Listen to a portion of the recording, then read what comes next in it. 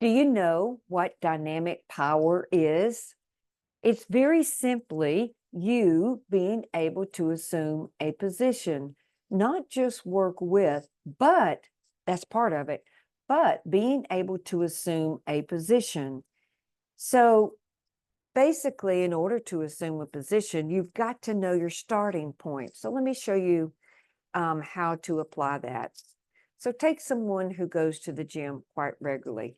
I'm sure they have a goal in mind of exactly where they want to be. They're not just going to the gym to go to the gym, although I've seen those too. But for someone that wants to get a result, basically going to the gym, you need to know where you're at, what's your vision of how you want the outcome to be, because that allows you to assume the position, which is here, point A, and then B, what you're shooting for. So that's one example. Now, take someone that wants to double their income. That's a pretty powerful position to be in as well. So in order to do that, first of all, find out where you are and where you want to be. And every day when you wake up, every day, set that intention of where you want to be in that area of doubling your income. How much did you improve? And I mean, it's got to be in the front of your mind every day of the week. So why? So you can get from where you are over to there. That is a dynamic position without you throwing in the towel, without you stopping. And will you want to quit sometimes? Of course, everyone who's listening to this, I'm sure you all had goals. You would be listening to this, and you've all run into stops along the way, wanted to quit, wanted to give up, feel like you're never, ever, ever going to make it. The needle doesn't move. You're standing still and you're like, oh my gosh, nothing I'm doing is working, and you don't feel dynamic at all. But let's go back to the income. So identify where you are, identify where you want to be, take steps to get from point A to point B, and then monitor that. But put that in the forefront of your mind every day. You will get there.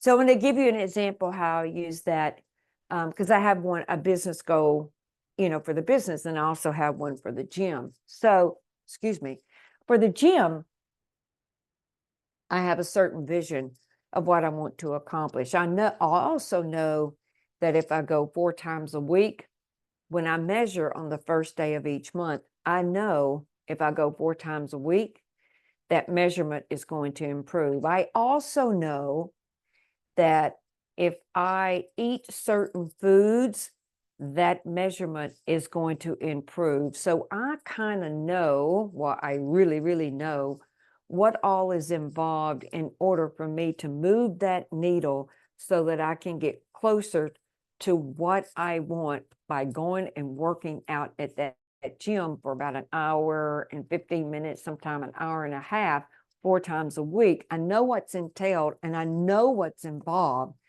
So that puts me in a pretty dynamic position so that I'm not just status quo or going backwards. I also know that if I tone it down and go 3 times a week, probably not going to move the needle much. But if I'm really, really strict on what I'm eating, it probably will move it a little bit, even with 3 times at the gym, going 3 times at the gym. But I really, really know what all is involved in order for me to get from point A to point B. When it comes to the business, because I've been tracking it and because I've been looking at the numbers, I know what helps make the company move forward. So what I'd like for you to do, this is a phenomenal presence exercise. It's a little bit different than what we've shared before. I want you to get a stopwatch and set the timer for 3 minutes and just write down all the places you are willing to be present, okay? All the places you're willing to be present. For example, it could be in your kitchen. It could be hopefully in your car. If you're going to the gym, at the gym, so you just don't go on automatic, or in the business, so you're not going on automatic there, and can really tap into your creativity and your intelligence and move that needle forward of where you want to go. And just write down all the things that come to view. After that, I'd like for you to set the stopwatch again and just write down the places you would rather not be present. It could be in uncomfortable situations, in uncomfortable conversations you have to have, maybe doing things you don't want to do. We all have things we don't want to do. Looking at the numbers and seeing what you didn't achieve, or looking at the numbers and seeing what you did achieve, and then seeing what you've got to keep doing in order to get to where you want to be. But just write down those places you would rather not be present. And then after you've completed that exercise, set your stopwatch for 1 minute and just practice being here in this moment, focused as yourself. And then after the stopwatch ends, after the 1 minute is over, take a moment and write down, what did you notice during that minute? And see, did you feel more present? Did you feel less present? If you felt less present, set the stopwatch and do it again for another minute. But just write down what you noticed. A very, very, very important step here, and see, what came to view with you? What were your thoughts? How present do you feel now?